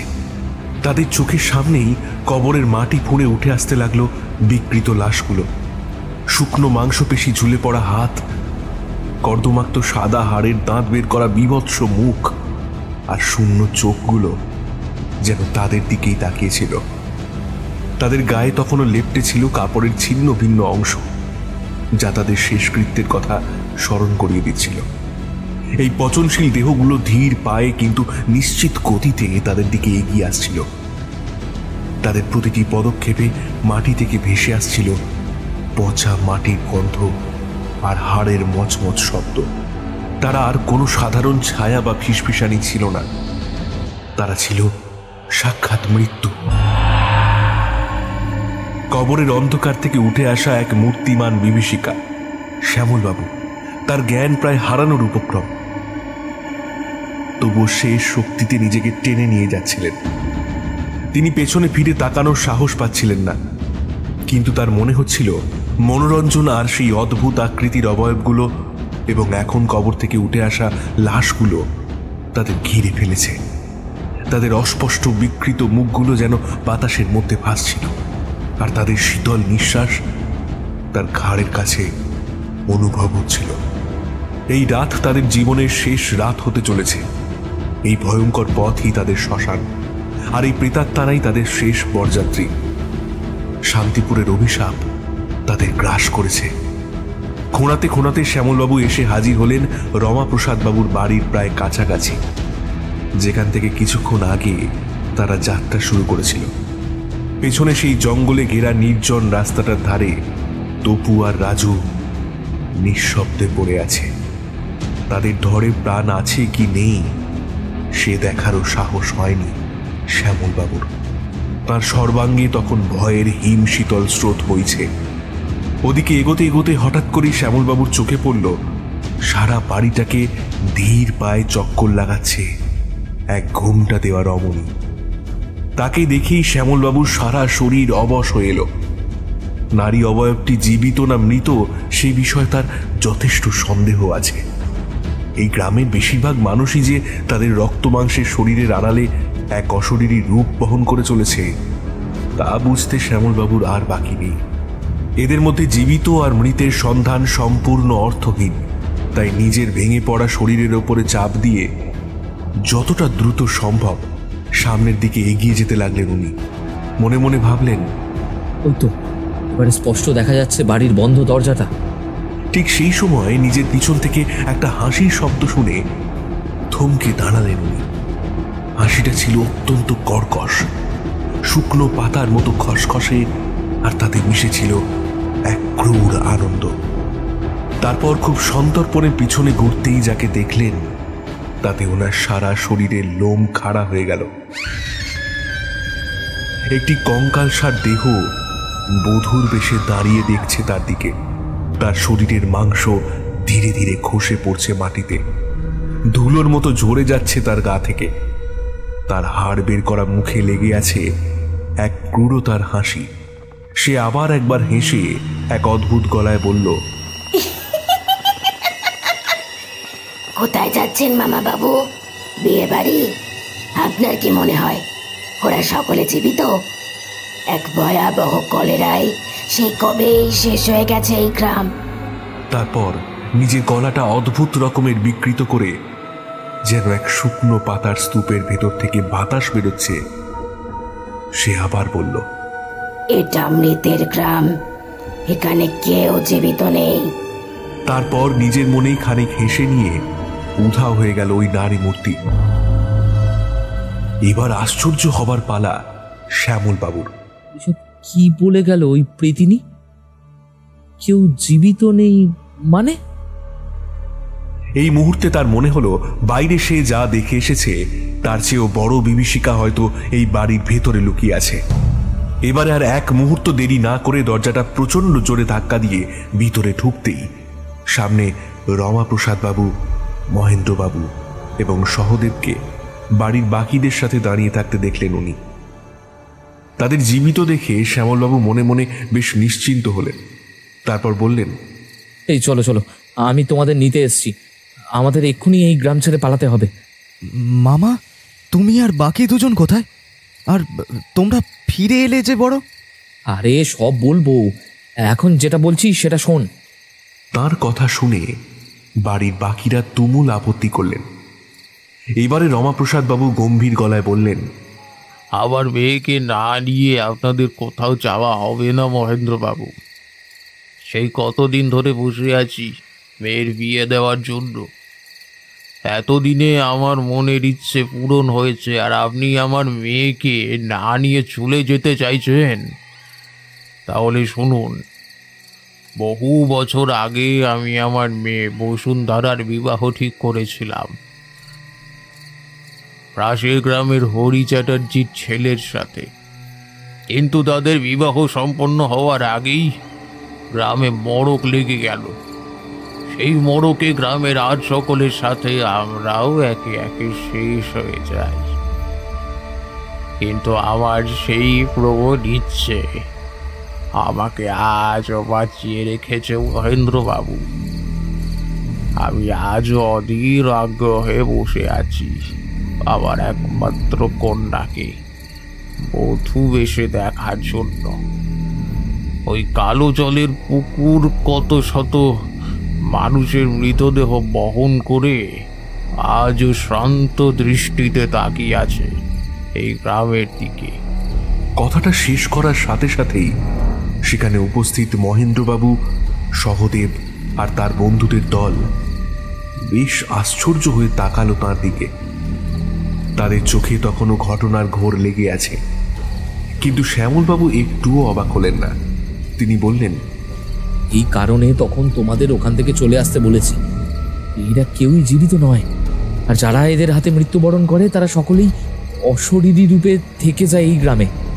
শ্যামলবাবু কোনো মতে নিজেকে সামলে নিলেন। তারপর মহেন্দ্রবাবু আর সহদেবের দিকে তাকিয়ে তাদের সাথে ঘটে যাওয়া সমস্ত অলৌকিক ঘটনার বর্ণনা দিলেন।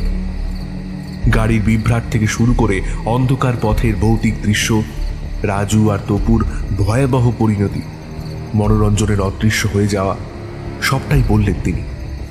আর শেষে কাঁপা গলায় অনুরোধ করলেন, নিয়ে গ্রাম ছেড়ে পালানো দরকার, এরা কেউ জীবিত নয়। তার কথা শেষ হতে না হতেই হঠাৎ বাইরের দিকে তাকিয়ে শ্যামলবাবু সমেত সকলেই দেখল বাড়ির উঠোনে অসংখ্য মানুষের ভিড়। তাদের দেহ বিকৃত, পচন ধরেছে, মাংস খসে পড়ছে শরীর থেকে। তাদের মুখ বীভৎসভাবে বিকৃত, আর শূন্য চোখগুলো যেন তাদের দিকেই তাকিয়ে আছে। বাতাসে পচা মাটির গন্ধ, যেন সদ্য কবর থেকে উঠে আসা বেশ কিছু মৃতদেহ ভিড় করেছে উঠোনে। এই দৃশ্য দেখে সহদেব হঠাৎ নীরবতা ভঙ্গ করে দৃঢ় কণ্ঠে বলল, মামা বাবু, আমি আমার স্ত্রীকে ছেড়ে কোথাও যাব না। যেতে হলে বসুন্ধরাও আমার সঙ্গে যাবে, নইলে নইলে আমরা সকলেই এখানে রয়ে যাব। শ্যামলবাবু হাঁ করে তাকিয়ে রইলেন সহদেবের দিকে। এই চরম পরিস্থিতিতেও এমন কথা! তিনি কিছু বলতে যাবেন, এমন সময় শুনতে পেলেন মহেন্দ্রবাবুও বলে উঠলেন, আমারও একমত। এত কাণ্ড করে আমি ছেলের বিয়ে দিয়েছি, আর তুমি কি না বলছো তার বউ না নিয়ে আমি চলে যাব? শ্যামলবাবু হতবাক হয়ে বাপ ছেলের কথা শুনছিলেন। তার সারা শরীর রাগে আর আতঙ্কে কাঁপছিল। এবার তিনি চিৎকার করে উঠলেন, এসব তোমরা কি বলছো? তোমরা কি এখনো এটাকে মশকরা মনে করছো? এরা সকলেই মৃত, এদের নিয়ে তুমি কোথায় যাবে জামাই বাবু? শ্যামলবাবুর কথা শেষ হতেই সেখানে থাকা বাকি সব মানুষেরা একযোগে হেসে উঠল। এক বিকৃত কর্কশ হাসি, যা হাড়ের ঘষা খাওয়ার মতো উগ্র শোনালো। সেই হাসিতে যোগ দিল সহদেব আর মহেন্দ্রবাবু। শ্যামলবাবু তখনও তার চোখকে বিশ্বাস করতে পারছিলেন না। এবার সহদেব তার কঙ্কালসার হাসি থামিয়ে বলল, তা তোমার কি মনে হয় মামা, আমরা জীবিত? জীবিত আর মৃতের তফাৎ করতে তুমি এখনো শিখলে না মামা। কথাটা শেষ করেই সহদেব মুহূর্তে পরিণত হলো এক ভয়ঙ্কর কঙ্কালে। তার মাংস খসে পড়ল, শুধু সাদা হাড়ের কাঠামো বাকি রইল। আর তার চোখের কোটর থেকে এক ঠান্ডা নিষ্প্রাণ জ্যোতি বিচ্ছুরিত হলো। আতঙ্কে যেন চোখের পাতা ফেলতেও ভুলে গেছেন শ্যামলবাবু। তার সামনে তার ভাগ্নে এক জীবিত যুবক নিমেষে এক বীভৎস কঙ্কালে পরিণত হয়েছে। মহেন্দ্রবাবুও এতক্ষণে একটি বীভৎস কঙ্কালে পরিণত হলেন। তার দামি পোশাকগুলো তার হাড়ের গায়ে ঝুলে রইল। এবার সেই কঙ্কালদের দলে এসে যোগ দিয়েছে রাজু আর তপু। তাদের শরীরও এখন কঙ্কালসার, শূন্য চোখে তাকিয়ে আছে শ্যামলবাবুর দিকে। বাসর জাগার জন্য যারা থেকে গিয়েছিল সকলেই এখন এক একটা আস্ত কঙ্কাল। বসুন্ধরাও লাজুক মুখ নিয়ে এসে দাঁড়ালো সহদেবের পাশে। তার কঙ্কালসার মাথার সাদা সিঁথিতে এক মুঠো সিঁদুর জ্বলজ্বল করছে। একটু আগেই নিজে দাঁড়িয়ে থেকে যাকে বিয়ে দিয়েছেন সে একটা আস্ত কঙ্কাল। ভাবতেই শ্যামলবাবুর মাথাটা কেমন কেমন ঝিমঝিম করে উঠল। মামা, একবার মুখ বাড়িয়ে দেখো, আমাদের নিথর দেহগুলো ওই বাসর ঘরের অন্ধকারে কেমন ঘাড় মটকানো অবস্থায় পড়ে আছে। কথাটা খোনা কণ্ঠে বলে উঠল কঙ্কাল রূপী সহদেব। তার কণ্ঠে কোনো আবেগ ছিল না, কেবল এক শীতল ভয়ঙ্কর সত্য। ওদিকে আমাদের দেহগুলোও তো নির্জন রাস্তার ধারে পড়ে আছে। এই মামা বাবু নিজের প্রাণ বাঁচাতে একবার আমাদের দিকে ফিরেও তাকায়নি। দেখো, হয়তো আমাদের দেহগুলো এখন শেয়াল কুকুর একেবারে ছিঁড়ে ছিঁড়ে খাচ্ছে। এবারে সকলকে অবাক করে দিয়ে কঙ্কাল তপু বলল, এবারে ভনিতা ছেড়ে নিজের আসল চেহারায় আসুন তো মামাবাবু। শ্যামলবাবু আশ্চর্য হয়ে ভ্রু কুঁচকে তপুর দিকে তাকাতেই সে বলল, হ্যাঁ হ্যাঁ, ঠিকই শুনেছেন মামাবাবু, আপনিও আর পিছে নেই। বিশ্বাস না হয় একবার বাইরের দিকে তাকিয়ে দেখুন, আপনার শরীরটাও ঘাড় মটকানো অবস্থায় পড়ে আছে সামনের উঠোনে। শ্যামলবাবু আর সেখানে দাঁড়াতে পারলেন না। তার সমস্ত শক্তি যেন নিঃশেষ হয়ে গিয়েছিল। তিনি টলতে টলতে ছুটে গেলেন উঠোনের দিকে। সেখানে গিয়ে যা দেখলেন তাতে তিনি হতভম্ব হয়ে গেলেন। সত্যি তার নিজের শরীরটা ঘাড় মটকানো অবস্থায় পড়ে আছে উঠোনের উপরে, নিথর, নিষ্প্রাণ। এবারে বুঝতে পারলেন, তার মানে তিনি সশরীরে ভেতরে আসেনি।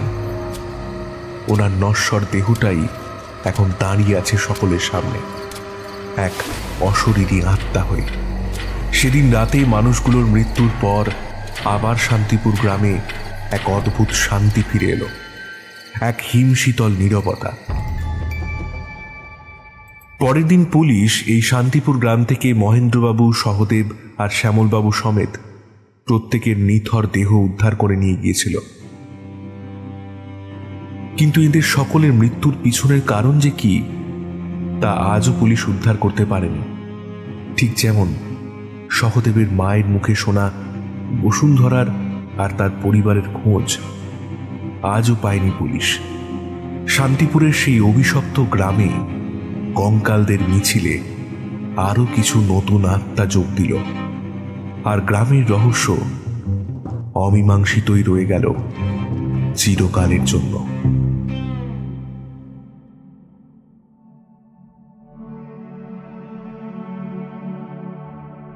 আজকে আপনাদের জন্য যে প্রশ্নটি রয়েছে সেটি হল, বসুন্ধরার বিয়ে কার ছেলের সাথে ঠিক করা হয়েছিল? সঠিক উত্তরদাতাদের নাম শোনানো হবে পরবর্তী গল্পে, এবং সঠিক উত্তরের নিচে আপনার নাম এবং আপনি কোথা থেকে বলছেন সেটা অবশ্যই লিখবেন। অভিশপ্ত জন্মদিন। এই গল্পের সঠিক উত্তরদাতাদের যাদের নাম বলা বাকি ছিল তাদের নাম হল সাবাং থেকে শুভঙ্কর দাস এবং নন্দীগ্রাম থেকে সাইদুল।